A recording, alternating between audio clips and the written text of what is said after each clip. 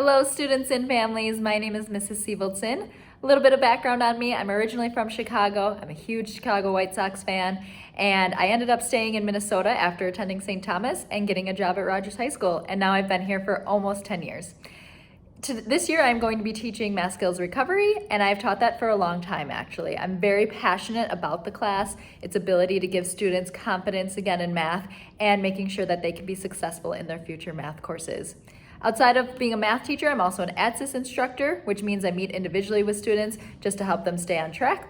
And I'm also a link coordinator, which means that I run the juniors and seniors who are mentors for the freshmen. I am looking forward to getting to know all of you, whether that is virtually or in person, and I just can't wait to meet all of you. I want to make sure you know what I look like when you can't see my full face, since that's pretty much what it'll look like most of the time when you're with me. So I'm going to put on my mask, so maybe you can get to know me just from looking at my eyes. So here's one of my masks. That's what I'll look like when I see you most of the time. Looking forward to getting to know all of you.